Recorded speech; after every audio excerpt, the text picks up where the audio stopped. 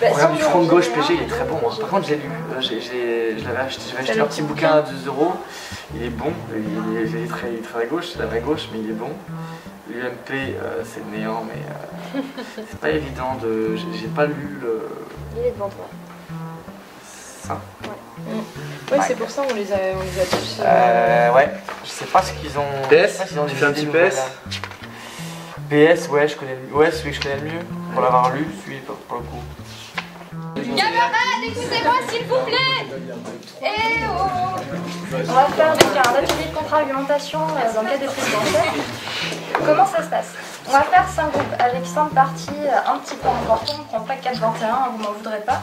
Donc on a le PG, l'UMP, le FN, le PS et le Modem. Vous allez nous dire d'ici 5 minutes quelle partie vous intéresse, si vous avez bien les nerfs. L'idée c'est de faire des sortes de fiches en 2 colonnes. D'un côté les grands arguments donc, de ces parties et de l'autre côté nous nos contre-propositions. Comment est-ce qu'on peut les défoncer c'est de connaître le programme d'Europe Écologie pour les militants et de connaître aussi le programme des autres partis. Parce que on va être confronté à la fois du point de vue de notre famille, nos amis, des gens qu'on va rencontrer dans la rue, on va être tout le temps sollicité durant cette campagne et l'idée vraiment c'est d'avoir une connaissance, pas que notre partisane, mais une connaissance qui va un peu plus loin.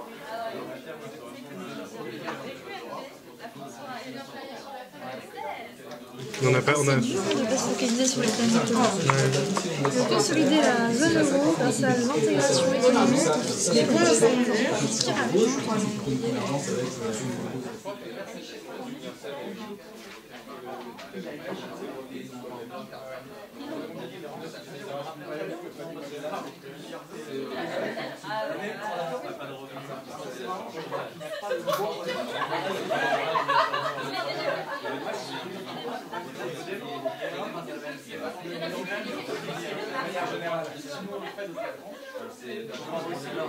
Bon, on a peut-être été sur l'UMP déjà, c'est pas très joli dit comme ça. Alors, on a travaillé sur le programme de l'UMP, on a intégralement le projet, donc résumé, enfin c'est plutôt un résumé du projet à vrai dire, mais on a déjà des grandes lignes, des propositions qui ressortent.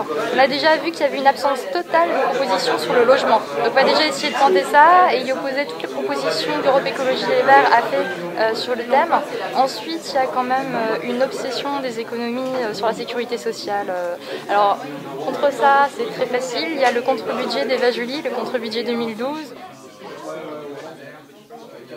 Dire aux gens, voilà, le FN dit ça, il interprète les problèmes comme ça, voilà, nous aussi on est d'accord avec ces problèmes-là, mais nous on interprète les choses différemment, et voilà les propositions qu'on apporte, et elles sont moins nationalistes, c'est pas un refus sur soi, et c'est juste que qu'on soit capable de la poser.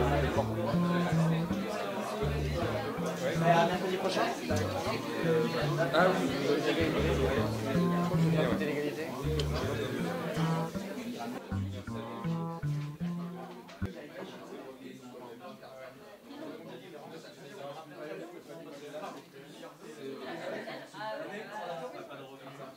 Bonsoir et ça et bonsoir, bienvenue à bord de ce vol 442 destination Rio. Non, bah non, je suis pas un orateur, je suis pas bon pour l'instant je suis juste militant de base, hein.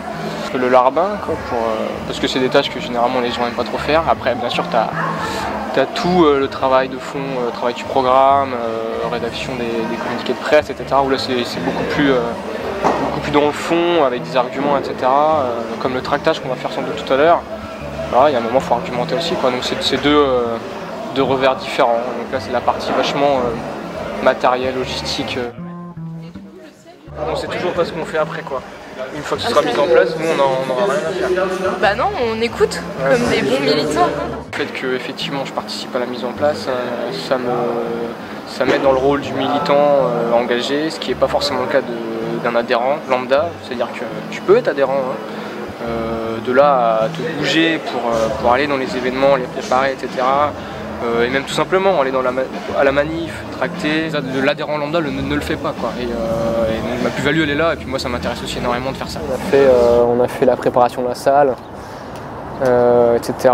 Diffusion aux alentours via des affiches et le fameux tractage. Et puis on a été aussi là pendant le meeting, mais en tant que simple spectateur. Et puis ça permet aussi de discuter de ce qu'on pense, de comment a été relayée la chose, est-ce que ça a marché, est-ce que le meeting est bien, etc. Passer en phase plutôt retour d'expérience, voir et se positionner par rapport à ça.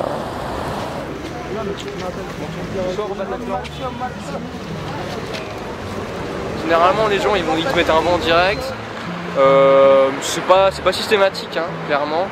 À partir du moment où les gens acceptent la petite feuille, tu peux partir sur une conversation assez facilement. Et des fois ça débouche sur des choses assez intéressantes, quoi. Du genre ah c'est intéressant, je vais assister à ci, je vais assister à ça. Si tu fais rien pendant une période électorale, qu'est-ce que tu fais, quoi? Tu vois, il n'y a pas que les présidentielles aussi. Ce soir au Bataclan ce soir, une pure soirée, un truc de folie. Au Bataclan ce soir. Je le fais à la gueule, quoi. Je veux dire, il y a des gens qui sont plus enclins à parler que d'autres, quoi. C'est systématique. Le tractage, c'est un exercice un peu laborieux, traditionnel, un peu ennuyeux pour les gens, tout simplement.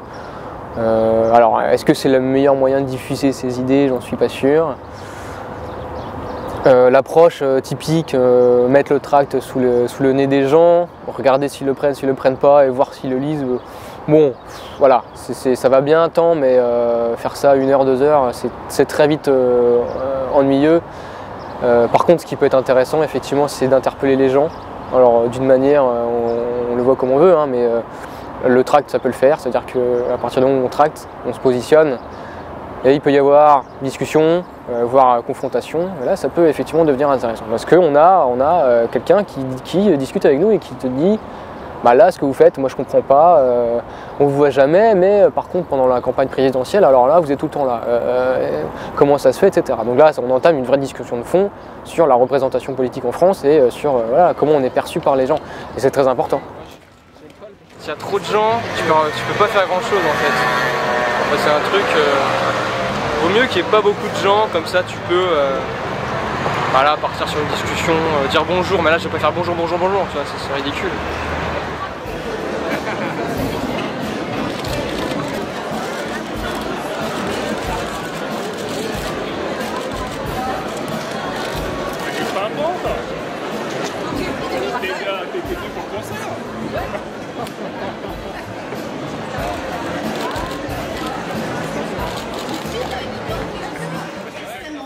Et heureuse d'être celle qui a l'honneur ce soir d'introduire Eva Joly. Je l'appelle à la tribune sous vos applaudissements, notre candidate, la candidate. Ouais, je suis plutôt du genre à rester spectateur, sauf dans des moments où effectivement je sens que je suis pas forcément d'accord, voire même pas du tout d'accord avec ce qui se passe, et avoir un très fort élitisme, ça me plaît pas du tout. Masquer complètement l'aspect écologie populaire du programme, ça me plaît pas non plus. Donc si à un moment je vois que ça dérive, je serai prêt à intervenir.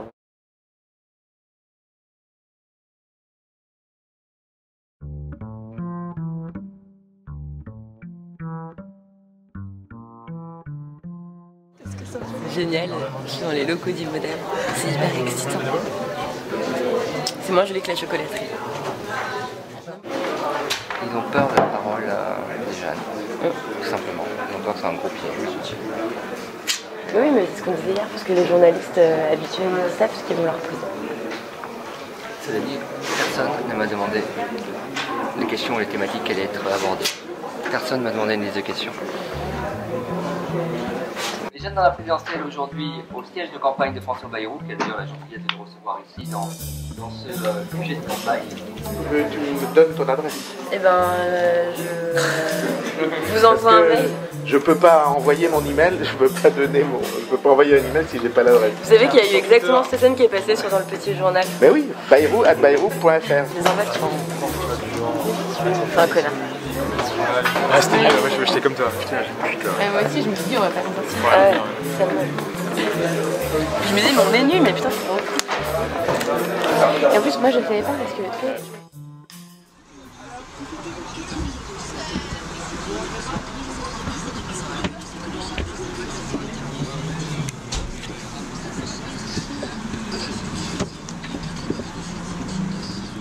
Bienvenue au car direction Roubaix, la température extérieure est de -5 degrés, nous sommes partis un petit peu avant midi et nous serons à Roubaix vers midi 15. Vers 15h15, excusez-moi, 13h15. Janvier, février, c'est qu'on se dit voilà, l'important de la campagne est devant nous. On peut encore faire des choses sympas, mais on avait déjà pris conscience que l'élan qu'on aurait aimé construire tout au long de cette campagne en partant fin 2011 était assez peu probable. Le meeting devrait se finir vers 18h45, 19h, et donc on essayerait, tous ceux qui repartent sur Paris, de se retrouver le plus vite possible.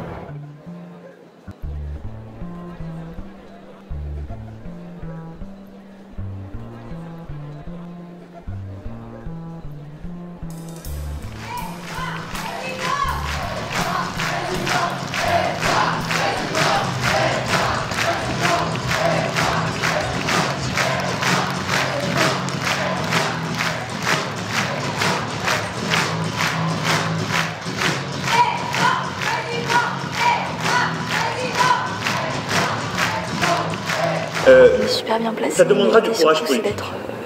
Du courage politique, mais sincèrement, je crois que ce projet-là, ce projet que nous partageons,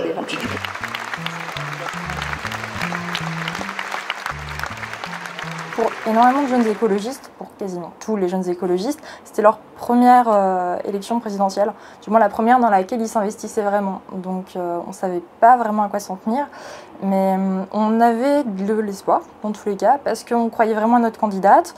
Le programme plaisait absolument à tout le monde. J'ai même pas envie de dire à quelques détails près, parce que oui, le programme, en tout cas personnellement, me plaisait vraiment. Une cure de jouvence de nos réacteurs nucléaires.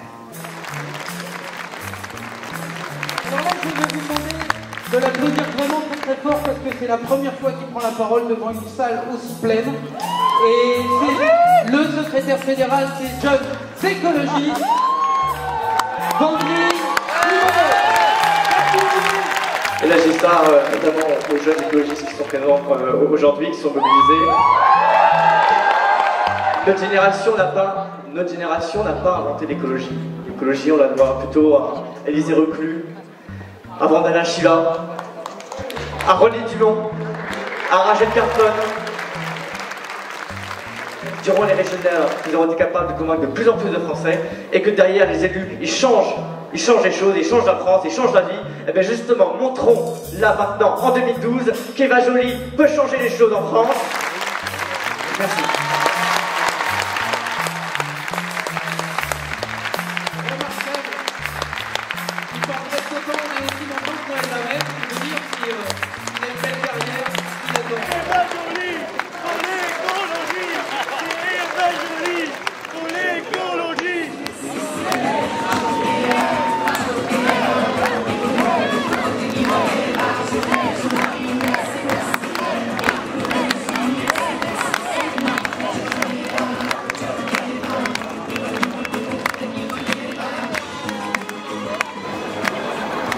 Ok, on y va.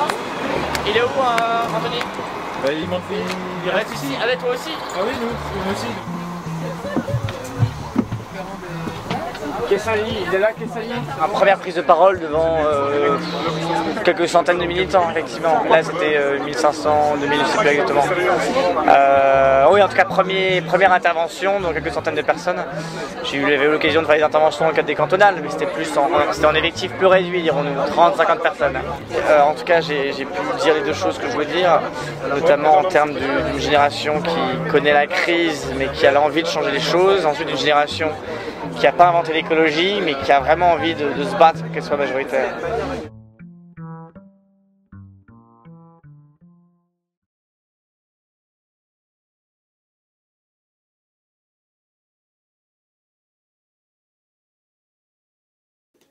Salut Anthony, c'est André. Comme je t'ai dit, n'hésite pas à m'appeler aujourd'hui pour en discuter par mail et par téléphone. Moi j'étais emballé ni par Nicolas Hulot ni par Eva Joly. Même moi qui dès le début ai senti qu'elle rentrait pas dans le moule, et non pas que c'est pas je rentrais pas dans le moule d'une candidate à l'élection présidentielle.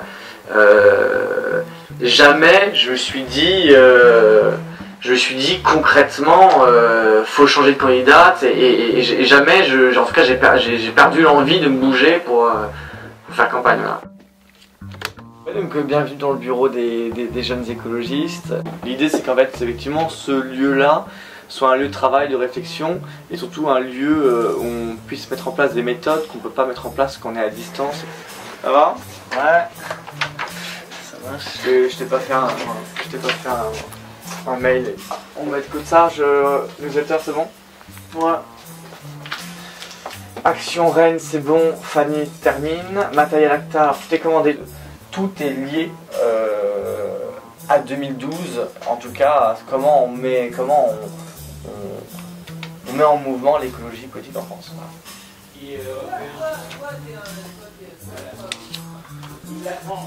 Voilà.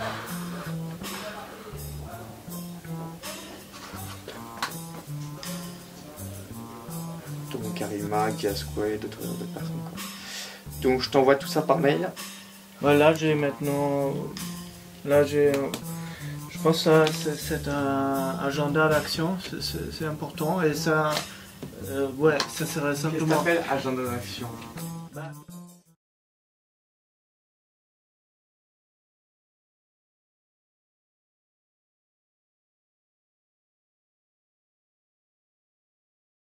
Allez, on s'assoit.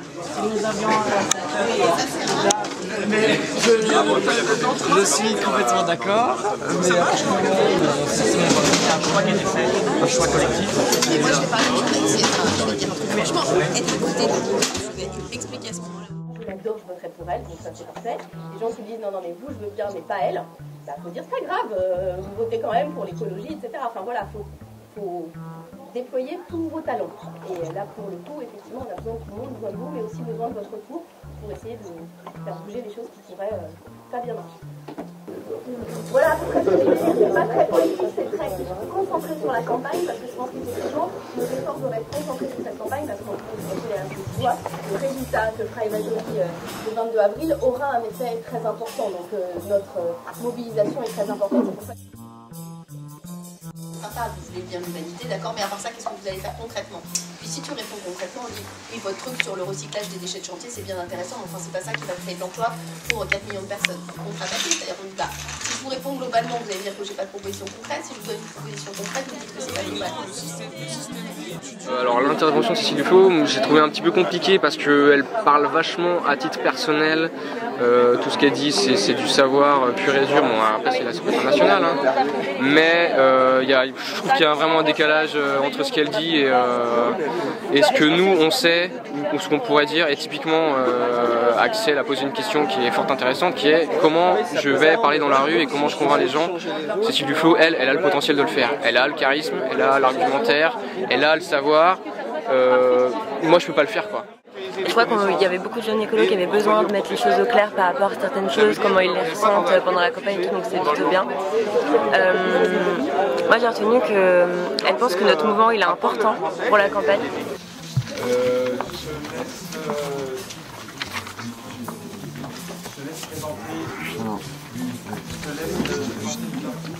C'est une motion de positionnement en fait dans le cadre des négociations internationales. Enzo, amendement numéro 3.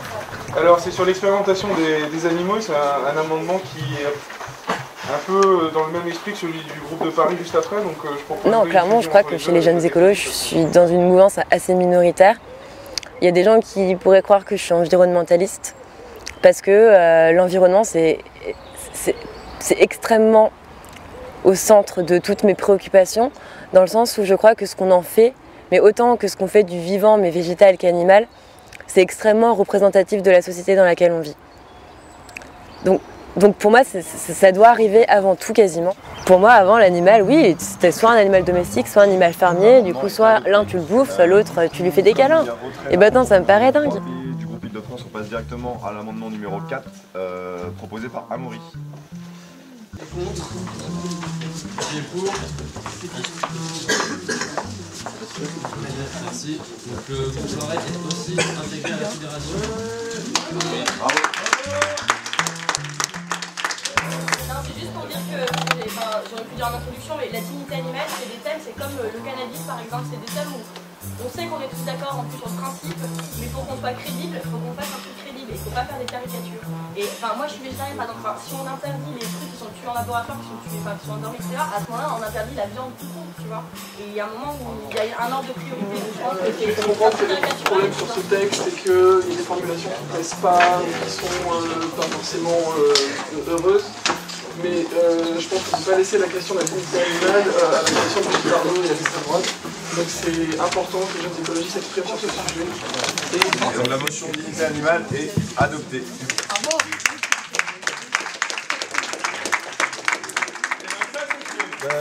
D'abord, il faut remplir tout ça d'eau. Et après, allumer pour que ça refroidisse jusqu'à 5 degrés. Et après, on pourra lancer. Ouais. Attention,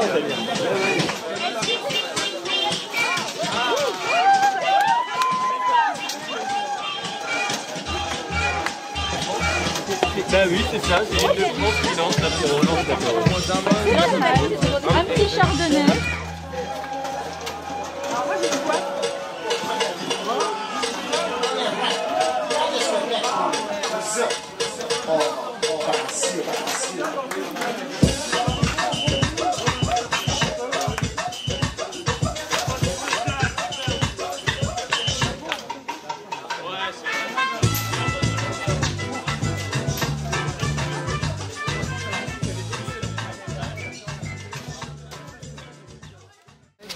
Ça c'est pas des radis mais à chaque fois c'est marqué sur le sac et donc quand vous faites un semis vous marquez ce que c'est. C'est de racler la scala et de mettre le magnésium. Ça on a planté des cosmos là. Cosmos, ouais. Et mais là on va peut-être essayer de se faire un petit tournesol là. Est-ce qu'on se plante un tournesol au carrefour là? On se fait un petit tournesol là ou un peu plus loin? L'idée aujourd'hui c'est d'aller faire une guérilla gardening. Qu'est-ce qu'une guérilla gardening?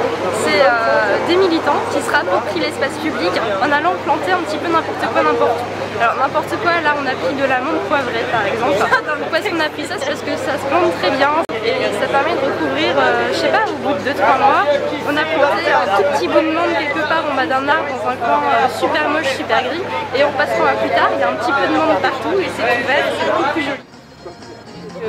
La gestion de notre ville, ça ne doit pas être que confié aux politiques, tu vois. La ville, elle fait des choses, il y a des plans locaux d'urbanisme qui sont mis en place, mais je pense que le truc le plus important, c'est vraiment que les citoyens aient envie, eux, de faire des trucs et de rendre leur vie plus agréable. Les actions funky des jeunes écolos, c'est une tradition dans le mouvement. Je ne saurais pas dire exactement d'où ça vient, mais disons José Bové qui va faucher des champs d'OGM, ça marque quand même un imaginaire quoi, dans un mouvement. Ensuite, comme on n'est pas extrêmement nombreux, que médiatiquement on n'est pas forcément extrêmement présent, quand on veut être entendu, on a intérêt à taper un grand coup, à faire un truc qui sort de l'ordinaire pour attirer la presse tout bêtement et même faire rire les passants. Ça peut être sympa aussi pour avoir un contact. C'est quoi? C'est du gazon? Non, c'est du radis. Et venez en tout cas essayer de repenser la ville, repenser l'espace urbain, repenser la place de la végétation dans la ville. Donc tout ça, ça mène aussi à l'idée de l'alimentation, rapprocher l'agriculture des espaces urbains, repenser la nature dans la ville, les circuits courts, les jardins partagés. Voilà, c'est un petit peu ça l'idée.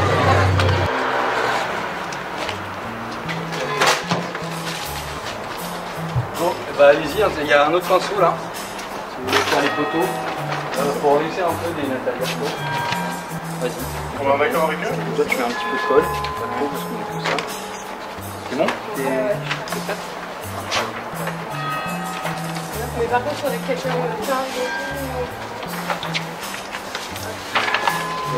non, moyen. Moyen, ouais. Ouais, je pensais que c'était un peu plus long que ça. Attends, attention, ça va être à gauche. Est-ce que je peux avoir une... Est-ce que je peux avoir une... Merci.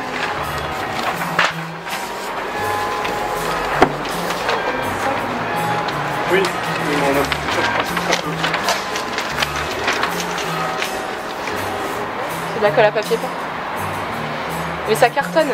Le jean que j'ai, que je mets à chaque fois, tu vois, c'est un super pas de machin, truc de collège, lycée, machin. Et là, tout là, c'est...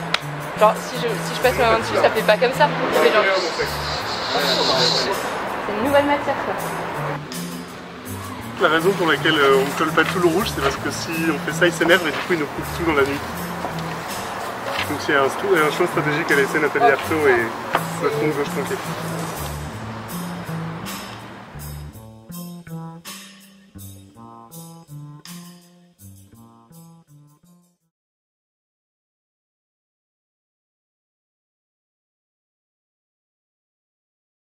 Direction Cirque d'hiver pour le meeting d'Eva Joly, l'ultime meeting à Paris, the meeting de la campagne, le dernier. Donc là, quand nous sommes mercredi, le scrutin c'est dimanche.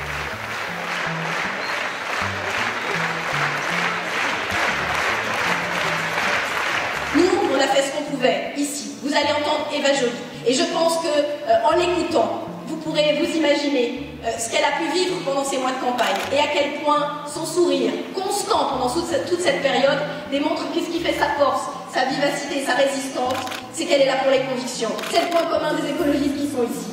Personne n'est ici pour la gloire, les autres. Personnellement, j'ai longtemps cru au 5% parce qu'effectivement, quand on a vécu un parti écolo qui fait minimum 10%, même à des élections locales, dans un endroit où on n'est pas implanté, sur des élections uninominales qui ne sont pas forcément très faciles pour nous, quand on voit que les écologistes s'en sortent parfois avec au moins 5% et souvent autour de 10%, voire 15%, même à des élections qui ne sont pas favorables.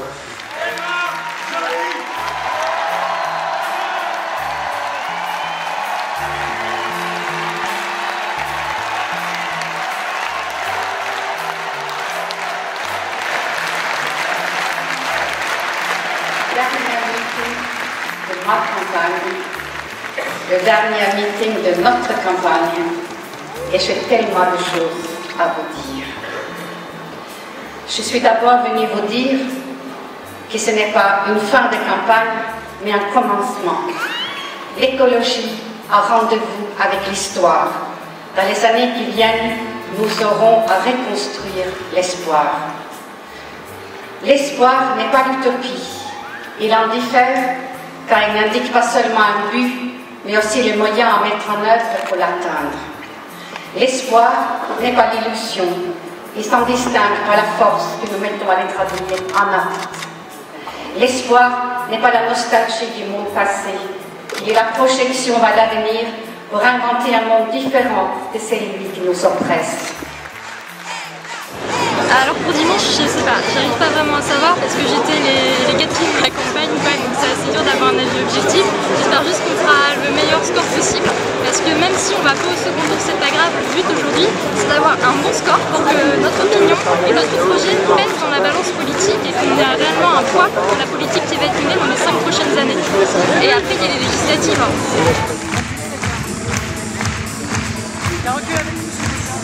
Motivé, ouais, c'était une bonne surprise et je crois qu'on avait besoin d'entendre des choses collectives et de sentir plus de écolo derrière Eva. Là c'est le cas et je trouve qu'elle a trouvé les mots, notamment elle et Cécile, trouvé les mots de dire que ça n'a pas été normal qu'il est facile, mais elle a incarné des belles choses et on verra ce que ça donne. On n'est pas l'abri d'une autre surprise. Campagne difficile, mais il y avait d'autres politiques et au moins on se dit qu'on a porté des belles choses et que si on ne les portait pas, personne ne les aurait portées.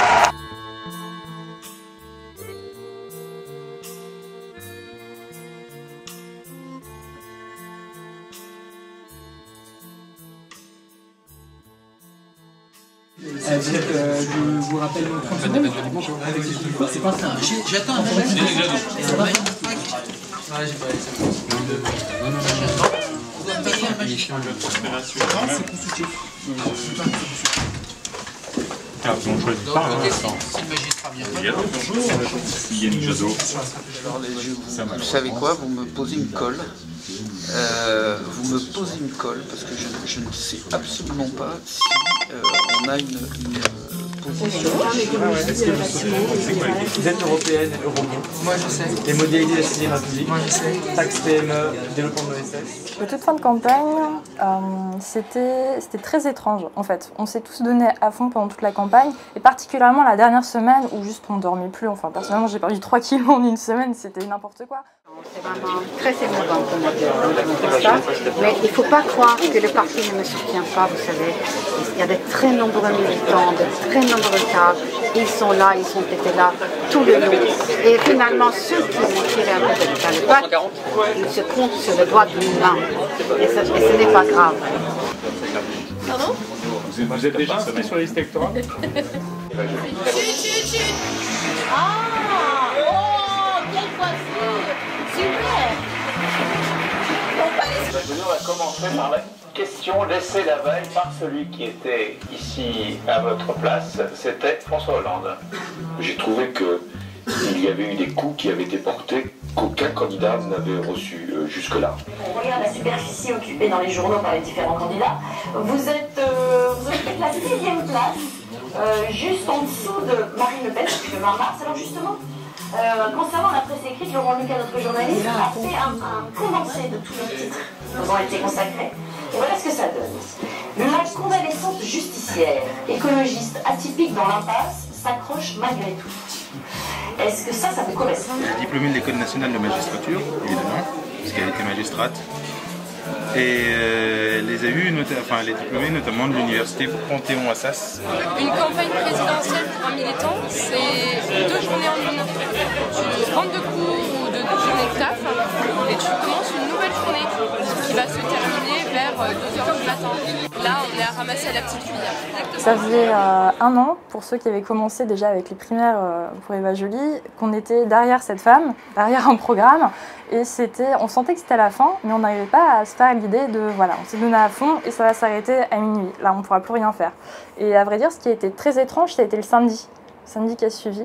Je crois qu'on a pris un pot avec les jeunes écolos, enfin on ne savait plus quoi faire, quoi. Ça faisait 1 an qu'on militait.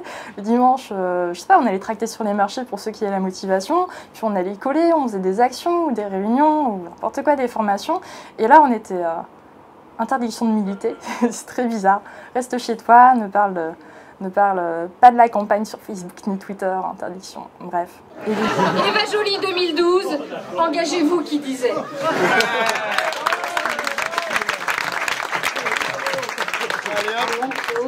Vous remercier. Et je vais commencer par remercier Stéphane Sigbon qui a réellement conduit cette campagne.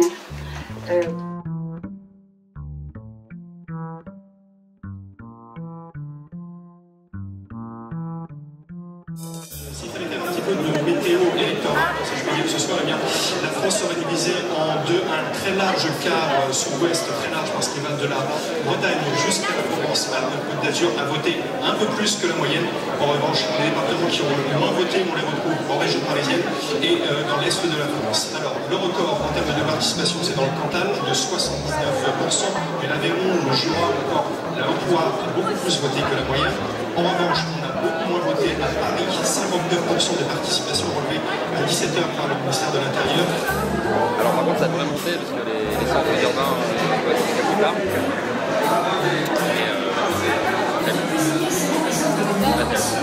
C'est pas utile à jouer. Ici, en 1 minute, on a hâte d'être à 21h. On a hâte, hein. C'est qui eux? Je me doutais avec tous les militants que ça demandait beaucoup de travail. Par contre, notre mouvement et nous, les jeunes écolos, c'était pour l'écrasante majorité d'entre nous la première campagne présidentielle, voire la première campagne nationale. News, rago, événementiel, proche entre Marianne et Paris Match. D'accord.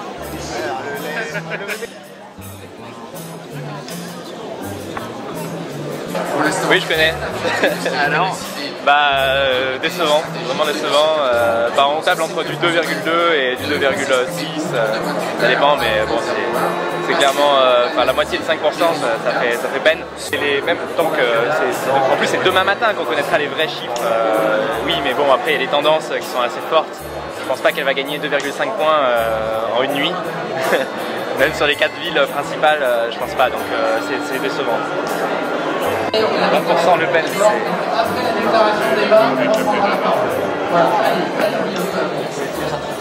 TNS sur 13, comprendre les motivations des électeurs.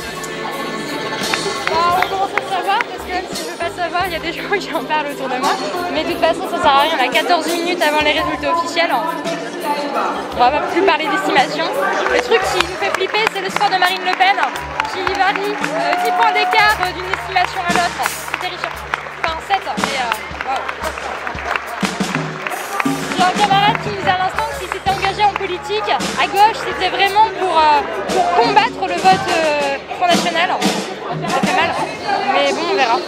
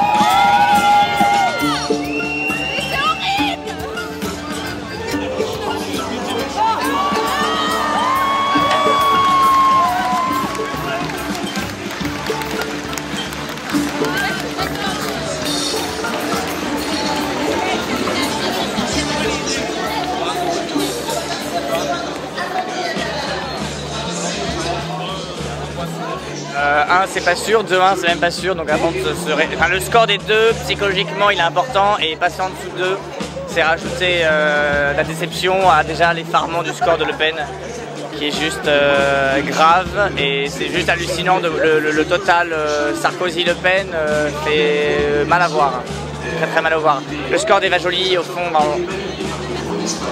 on s'attendait à une bonne, on aurait aimé bien sûr que ce soit plus, mais 2-1 c'est conforme au dernier sondage, donc, mais derrière le score de l'extrême droite est méchant et ça change les choses. Ben, c'est juste, ça fout juste une baffe par rapport à la société, la capacité qu'on a à faire partager un projet de société, des valeurs et un message plus complexe. C'est ça qui est flippant, c'est que Le Pen elle gagne. En même temps, c'est pas la seule, la gauche aussi est capable de simplifier les choses, mais je pense que Le Pen fait du score sur justement sur des boucs émissaires très simples, sur une analyse simpliste de la situation et on voit que ça paye. Et malgré tout, ça paye. Et moi, j'ai passé la journée dans un bureau de vote à Champigny, dans ma ville, et tu vois tous les gens, tu vois le peuple français passer, tous les gens qui passent. Et de toutes les catégories sociales, hein, et tu te dis tous ces gens-là, on te dit on peut pas prendre les gens pour des cons. C'est tous ces gens qui viennent et qui votent, il faut leur faire confiance et ces gens-là ont tous une capacité de réflexion. Et je me dis ça m'a donné foi en la capacité aux gens de prendre une bonne décision quand tu vois tous ces gens. Et là, quand tu vois ce score comme ça, tu te dis qu'on a du boulot avant de faire passer même en dehors de nos idées, même nos valeurs, même notre vision de la politique est atteinte par un score comme ça. Qu'est-ce que c'est qui est officiel? On va faire un meilleur score aux législatives. Voilà. Alors là, c'est directement complètement axé sur les législatives à partir de maintenant. Oui, désormais je ne parle plus de présidentielle, je ne parle plus que de législative devant les caméras. Évidemment, on a fait 5%. Et les législatives, je me répète, mais Marine Le Pen a 19%. Quand j'ai vu les scores s'afficher, j'avoue que ça m'a quand même fait mal. Donc, je me répète, hein, mais Marine Le Pen, ça fout les boules. Par contre, Eva Joly, c'était pour elle qu'on avait milité, qu'on s'était réellement battu. Et j'imaginais pas qu'on fasse un score aussi faible. Hein.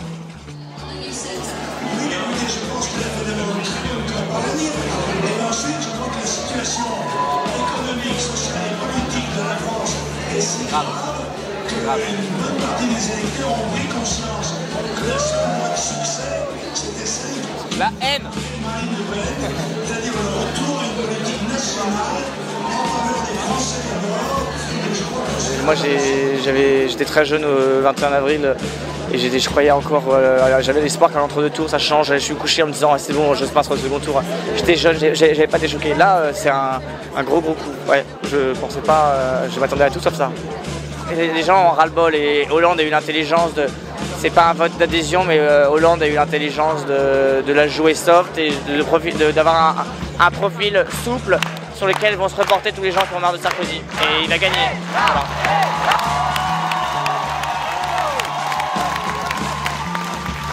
Je tiens à remercier avec chaleur le million de Françaises et de Français qui m'ont apporté leur suffrage et ce faisant ont défendu par leur vote l'écologie, l'Europe et la République exemplaire.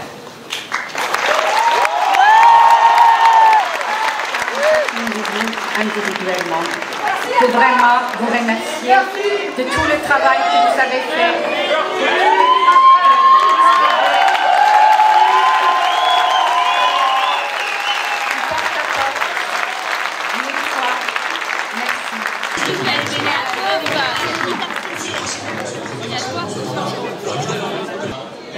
Ce que je disais tout à l'heure, quand Sarkozy il était évoqué au siège du FN, les gens sifflaient.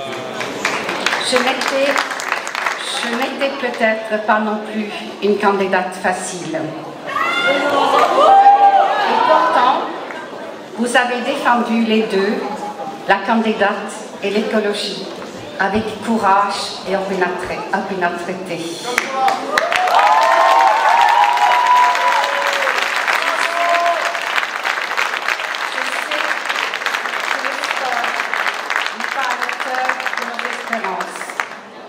Mais je vous invite à garder la tête haute.